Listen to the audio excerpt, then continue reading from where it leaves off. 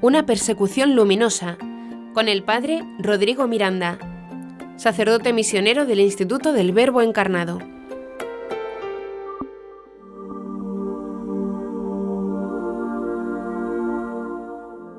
Hola amigos, soy el padre Rodrigo Miranda, sacerdote misionero del Instituto del Verbo Encarnado. Hoy se escucha mucho catalogar de negacionistas a las personas o grupos que no van de acuerdo con una cierta mentalidad, con sus iniciativas y luchas.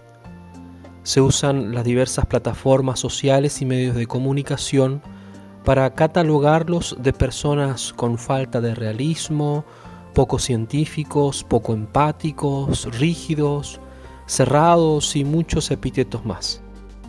Estas plataformas y medios además se transforman en verdaderas cortes de justicia, en donde se condena a los llamados negacionistas, se los expone al ridículo, a la infamia y en definitiva se los elimina del debate público o se los muestra como a quien hay que aborrecer y combatir. Por ejemplo, las diversas organizaciones, partidos políticos y gobiernos que están detrás del negocio del cambio climático llamarán negacionistas a aquellos que no concuerden ni sigan la ideología o acciones que ellos quieren imponer a toda la población. Llamándoles así, se quitan del camino a los adversarios de su religión que diviniza la naturaleza y es tan lucrativa. Piden a la Pachamama que les envíe las penas del infierno mediante el Twitter de una niñita activista y sponsorizada por las multinacionales y que al mismo tiempo es abusada por su propio ego, por sus padres, partidos políticos, monopolios comerciales, etc. En fin, es un negocio redondo, en donde todos sabemos que no les importa el ambiente. Pero hay un negacionismo más grave y real, realizado por partidos, organizaciones y las masas ideológicas. Se refiere a la negación de graves actos en contra de seres humanos, que pertenecen a minorías que no están en línea con la ideología globalista de la comunidad internacional, el Banco Monetario Internacional y los diversos grupos políticos de derechos humanos. Niegan que estas minorías o grupos bastante grandes a veces sufran graves abusos y persecuciones porque expondría las causas de estos conflictos de las que ellos son parte activa. Continuamente la comunidad internacional, con organismos como la ONU o su brazo jurídico, como el Consejo Internacional de Justicia de La Haya, entre otros, han negado o al menos han hecho la vista gorda de la persecución en contra de los cristianos. Con suficiente documentación a su disposición, no han querido pronunciarse sobre la situación de los cristianos, como sí lo han hecho respecto de las minorías musulmanas de chiitas o últimamente de los Rohingya, un grupo étnico minoritario musulmán de Myanmar. En enero del 2020, el máximo tribunal de la ONU ordenó al país de mayoría budista que tomara medidas para proteger a los miembros de su comunidad Rohingya del genocidio. Descrito por el secretario general de las Naciones Unidas, Antonio Guterres, como una de las minorías más discriminadas del mundo, si no la más. Durante varios días se dio la noticia de este llamado logro de los derechos humanos, como lo promocionaban, pero nada se ha dicho hasta ahora de los miles y miles de cristianos perseguidos y aniquilados en tantas naciones. Ningún tribunal internacional decretó una medida en favor de los cientos de cristianos asesinados y secuestrados en Alepo, a quienes personalmente tuve que enterrar, recoger sus restos para darles sepultura o reunirme con grupos para rescatarlos de los secuestros y torturas cometidas por diversos grupos de musulmanes. Esta omisión culpable sí que es negacionismo. Los grupos de poder apoyan a estas minorías no porque les interesen, sino porque su defensa redunda en su beneficio. Al no hablar del problema de los cristianos o hablar ideológicamente, da fuerza a las relaciones con los países islámicos, que paradójicamente son parte del lobby de la ONU que defiende las políticas de derechos humanos y vida y tienen un voto determinante en materias económicas.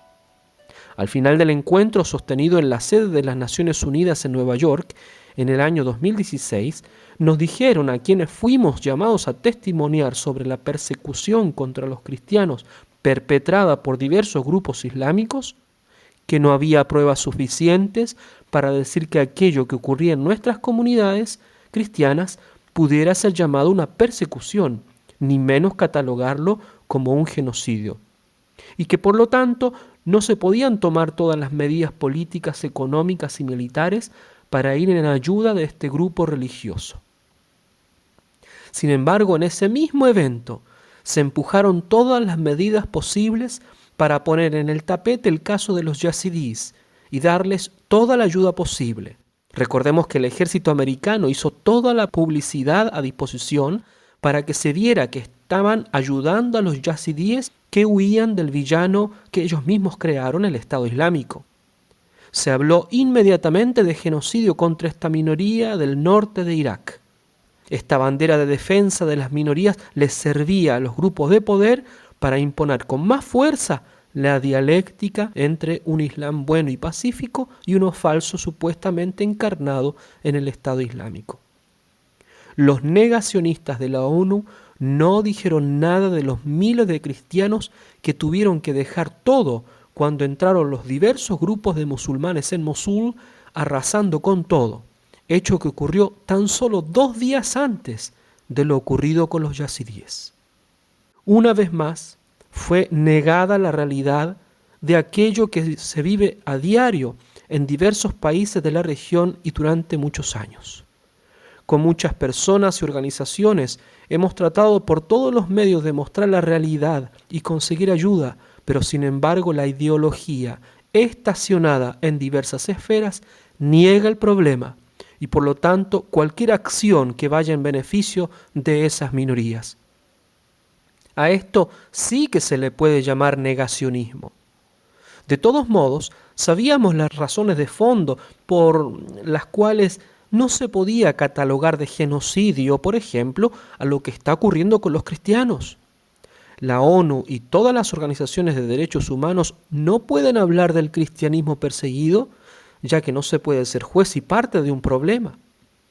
¿Creen ustedes que afirmarían que hay una persecución y genocidio de cristianos si ellos eran parte de las causas de tal tragedia, al apoyar y ayudar a los grupos de rebeldes, grupos islámicos o gobiernos comprometidos con la situación? El negacionismo se da también cuando se evita tocar ciertos temas o darles alguna importancia, ya que hacerlos presentes, es decir, que existen y que se deberían discutir para darles una solución. La omisión de noticias sobre el asunto es negar que esta persecución existe y evitar hablar de los causantes. Es también un tipo de negacionismo el que se realiza por medio de la defensa de una postura que conviene para una cierta agenda ideológica.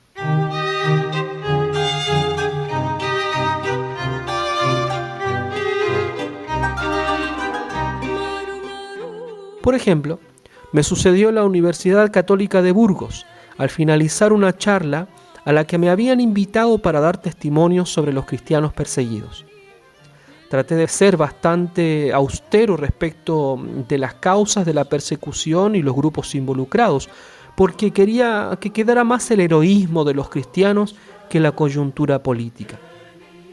Sin embargo, concluida la presentación, el decano de la universidad hizo una servil e ideológica defensa y apología del Islam. Tan burda fue la defensa que incluso desencadenó detractores entre los mismos profesores que estaban presentes en la charla. Por mi parte, guardé completo silencio, ya que los detractores hicieron callar el negacionismo asolapado del decano, quien defendía cosas que ni siquiera tenían que ver con el tema, sino que más bien eran parte de la ideología del igualitarismo religioso que quieren imponer en todos lados y que en definitiva va siempre en descrédito de nuestra santa religión. Una situación similar es lo que me ha ocurrido en otros establecimientos católicos, en donde algunos participantes rebaten las cuestiones planteadas y niegan los ejemplos dados. Me trataban de mentiroso, exagerado o promotor del odio, incluso cuando mostraba imágenes que testimoniaban el martirio de nuestros propios parroquianos. Es el grado del absurdo que manifiestan las mentes para defender sus posturas y el relativismo religioso imperante en la mentalidad moderna.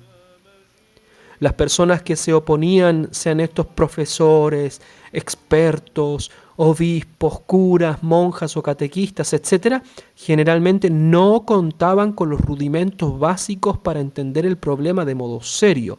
Es decir, no habían vivido ni viajado nunca a Medio Oriente, no conocían la realidad multifacética y multiconfesional de Siria, no sabían árabe, ni menos habían leído nunca el Corán, ni ninguno de los principales textos de la tradición islámica. Tampoco habían estado soportando ni viviendo en medio de una guerra como la de Siria, ni menos recogiendo partes de cadáveres de nuestros hermanos cristianos asesinados por parte de los diversos grupos islámicos involucrados en la guerra. Eran todas defensas ideológicas para blanquear el Islam. Pero también, desde el interior mismo de Medio Oriente se da el negacionismo por medio de dos vertientes. Quienes eran filoislámicos, con gran admiración por la mística sufí, las virtudes islámicas, las prácticas religiosas, siempre en desmedro de la primacía absoluta y trascendental de Cristo y su Iglesia y de todos los frutos descollantes de su historia milenaria. Este es el pobre ejemplo del padre Paulo Dall'Oglio, que por más que defendía el Islam a rajatabla, terminó siendo secuestrado por infiel y hasta hoy no se sabe cuál es su paradero. Estos niegan la persecución al alabar servilmente el Islam, minimizar el conflicto hasta el extremo, evitar de hablar de una persecución o reducir todo a cuestiones coyunturales, políticas y económicas. Es negacionismo. Pero la segunda vertiente de este negacionismo es de aquellos que, viviendo, siendo nativos de Medio Oriente, tratan de negar o minimizar la persecución movidos por una mala formación filosófica, teológica, histórica y una torcida práctica ecuménica. Evitan de cualquier modo tocar temas fundamentales para no herir sensibilidades. Usan un lenguaje político y no religioso para no indicar a los culpables. Los llaman extremistas, terroristas, radicales, fundamentalistas, islámicos, etc., porque jamás van a apuntar al componente religioso que se manifestaba en la persecución contra los cristianos. Nunca van a decir que los mismos grupos de musulmanes que atacaban a los cristianos realizaban prácticas explícitamente religiosas, mandadas por el Corán, avaladas por sus clérigos, como por ejemplo cuando rezan antes de las ejecuciones, citan los aún actuales pasajes violentos y vindicativos del Corán, etc. Estos dos grupos también niegan la persecución violenta que sufren los cristianos en las guerras de Medio Oriente, sea por su torcido amor al Islam, como por el ecumenismo progresista y servil que los mueve. Son los mismos que realizan pactos y acciones ecuménicas, reuniones cultuales y melosas, en donde se habla de hermandad, igualdad y libertad, y como siempre, se desacredita la verdad salvífica de Cristo, única y absoluta. Contra todos estos tipos de negacionismos, mostramos con más fuerza el testimonio de los mártires de todos los tiempos, que dieron la vida por su fe en Cristo y el anuncio claro del Evangelio. Hace pocos días celebramos el martirio de San Pablo Miki y sus compañeros en Japón a finales del siglo XVI. Este héroe de la fe, como rezamos en el oficio divino de ese día, viéndose colocado en el púlpito más honorable de los que hasta entonces había ocupado, empezó por manifestar francamente a los presentes que él era japonés, que pertenecía a la compañía de Jesús, que moría por haber predicado el Evangelio y que dabas gracias a Dios por un beneficio tan insigne. A continuación, añadió estas palabras: llegado a este momento crucial de mi existencia, no creo que haya nadie entre vosotros que piense que pretendo disimular la verdad. Os declaro, pues, que el único camino que lleva a la salvación es el que siguen los cristianos. Y como este camino me enseña a perdonar a los enemigos y a todos los que me han ofendido, perdono de buen grado al Rey y a todos los que han contribuido a mi muerte. Y les pido que quieran recibir la iniciación cristiana del bautismo. Luego, San Pablo Miki, vuelto los ojos a sus compañeros, comenzó a darles ánimo en aquella lucha decisiva. En el rostro de todos se veía una alegría especial. Que Dios los bendiga mucho.